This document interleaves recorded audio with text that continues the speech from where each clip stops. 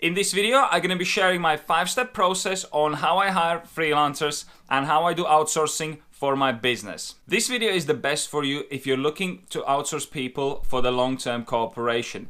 You know, if you're hiring somebody for just doing a quick logo or something like that, then you probably don't need to go the whole process. But if you're looking for the long-term relationship and building the team, then I would suggest to go through this 5-step process when you're hiring a new freelancers for your business. Outsourcing is an extremely important component of building your online business because at some point you're just gonna realize that you cannot do everything. And the best way to get around it is to start hiring some freelancers to do some mundane tasks. And even better is if you start to build relationships, build a team around what you do. Because you have to understand, as the bigger you're gonna grow, as more help you're gonna need, and it is the best if you have a people that you can work with and that you can rely on. Before we jump into the 5-step process, I just wanted to share like overarching structure of how hiring works. And even though it's like a very simple process, if you don't do it right, you end up with the people who are not right fit for your business. And then you lose a lot of time and a lot of resources. So the hiring process is pretty simple and pretty straightforward. There's a lot of sites available with a lot of freelancers and people willing to do specific jobs. So you just go on those sites, you post a job offer, you get people applying for this position, and then you hire the best one. So let's jump into the 5-step process. And step number 1 is posting a job offer. As I said you before, it's pretty straightforward process, but I want to outline a couple of things that I think are important to include in a job offer. Number 1 is make sure you're detailed and specific. Don't just write vague descriptions. Make sure that you explain what the job role is about, what's exactly expected, what are the time frames, and how much freelancer is expected to work per week or per daily basis, so he can understand if this job is the right fit for him. And reason for that is you want to make sure that only the right people apply for your positions. You don't want to get as many applications as possible because you're going to be losing the time. So you only want to get down to specifics so you can get the best candidates for your position. Thing number 2 to include in your job offer is ask for examples. Ask for what they've done before, and that will give you a lot of confidence in what they're capable of doing. Number 3 is give them some examples. This is the best way how you can communicate the quality standard that you expect from them by providing them with some examples. For example, if you're looking for an artist with a specific style, then you can send them some examples and say, I would like it to look like that. Are you able to deliver that? Or if you're looking for the video editor and you want specific transitions or effects in the video, then you can again provide some examples so they get a full sense of what is expected. Thing number 4 to include is the screening questions. Screening questions are basically something you ask within your job offer, and usually it's something related to the job that you're offering. For example, if you require a scriptwriter, then you would want to ask if he's done some work in a specific field. Either it's personal development or writing about the cars, and this will give you a chance to kind of engage with them on a deeper level. Because what a lot of freelancers do is they have like a template for the job offers and they just send it to every single opportunity where they can apply. And this will help you to sieve them out, those people who are not serious about and not really engaged with your job offer, and sieve them out at the later stage of the process. Now, the second step in the process is picking the candidates, but you're not picking the candidates for the job, you're picking the candidates for the next step in the process. And next step in the process, step number 3, is gonna be interviews. So by now you should have about 15 to 20 people who have applied to your job. Normally, when I post my job offer, I wait 1 to 2 days to wait when all the applications come in, and then I can approach them in a bulk approach. Obviously, I wouldn't just go and check every single one and obviously decide, but I would wait for like 2 days, 48 hours to make sure that everybody who wants can apply, and then just go through them all at once. And it also provides some kind of value, because if you are checking them from time to time, then it's hard to compare and put them side by side. But if you do them all at once, then you can compare exactly side by side how they're performing within terms of how they have interacted with your job offer. Sometimes at this stage, I require some more information from my candidates if they haven't fully explained what I've asked or something like that. So I would just email them back and ask for some more information. And then once you've done that, then I would pick about 2 to 3 or maybe 4 the best candidates, or maybe I would say 3 to 4 candidates for the next step, which is the interview, normally held on Skype or any other communication software. I wouldn't go for any more than that because it's quite time-consuming process. You're gonna need to obviously arrange the meetings and meet with them. So I would say 3 to 4 is the best approach, because then you have a chance to choose from different options, and also it's not too much, so it's not going to be consuming too much of a time, because as I said, the process of hiring is not very quick and straightforward if you're looking for the people that you want to work in the long term.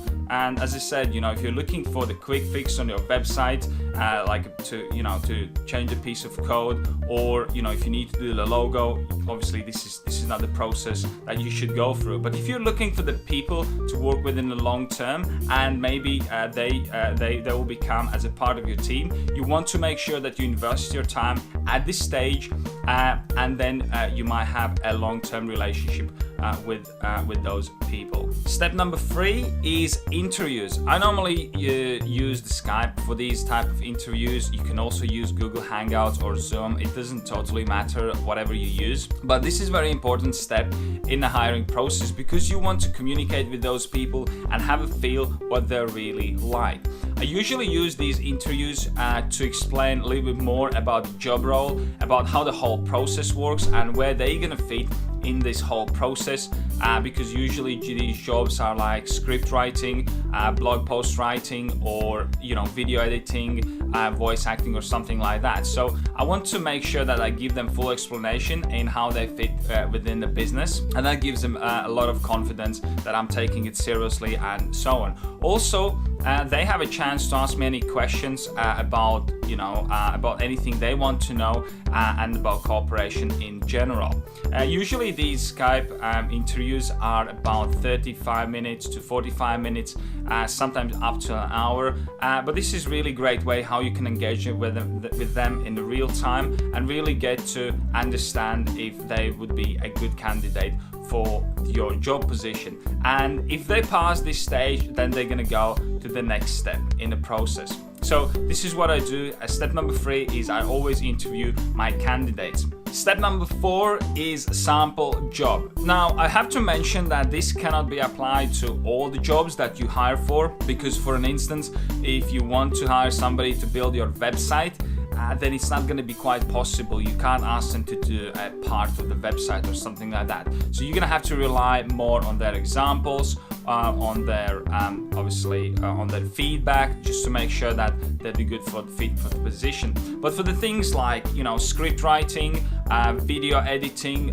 voice acting, artists, a lot of things that obviously I have been hiring for before, I have been always asking to do a sample job. And it's pretty straightforward. Obviously that would be a paid thing. Obviously if there is a script to write, I would say, look, I will pay you a normal rate for your job, but I want you to do a sample job before I make my final decision. And this usually gives me also a lot of confidence, because a lot of people can write good applications for the jobs, good proposals, and we can have a great meeting, but I want to make sure that they're really going to be able to deliver. And during this sample job process, I like to kind of communicate with the people through to make sure that they let me know if there is any hiccups and if they can't deliver on time. So it gives me a lot of confidence in terms of how they're going to be performing in real environment. So I always ask for sample jobs if it is possible. And it's been doing very well for me. Obviously, some people haven't been able to deliver sample jobs, so straight away I'm not going to be hiring people who cannot obviously deliver on time or at the expected quality that I expect from this particular job. And step number 5, of course, is the hiring a final candidate. Now, by now, if you went through the whole process, you should have quite a lot of information. Obviously, you asked the screening questions in a job offer, and then you had a meeting with the person, and they did a sample job for you.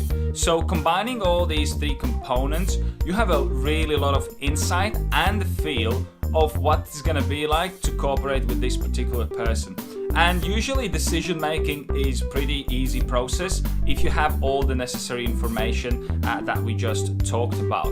I also like to, obviously what I say on the Skype meetings is that, look, you know, even if I don't pick you as a final candidate, I will get back to you after I've made my final decision, because it has happened with me in the past that I do the final hire, I start to cooperate with somebody, and things change. Either something change in the freelancer end or on my end, and we just can't cooperate any further. And what it does is, you know, if I've sent a letter usually to my rest of the candidates to say, look, sorry, I've picked somebody else, but I would like to stay in touch with you in case something changes.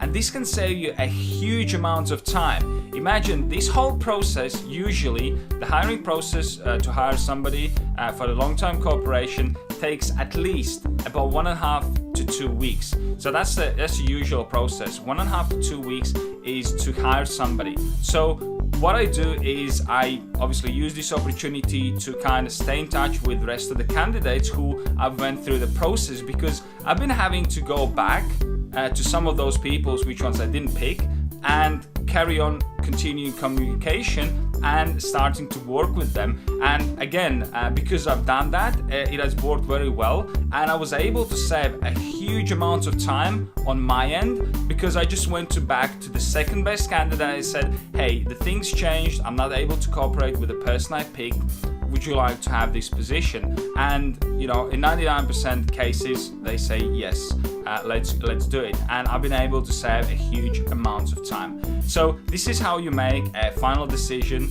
and it's pretty straightforward if you have all the information that you need. So this is pretty much the whole process that I use for all my hires in my business.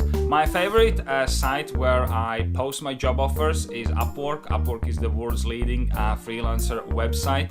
I also do use Fiverr, but I find that Fiverr is more for like a quick jobs. Like I said before, if you need to change a piece of code, if you need to do a logo, then Fiverr is a great place to go because everything is happening very quick on that platform. Obviously, you post, you get instantly applicants and stuff. Whereas I use Upwork for more like long-term hires, which is normally what I'm looking for. I've had some really great experience with working with some really talented freelancers from Upwork that I work with still today. So I hope you find this video useful.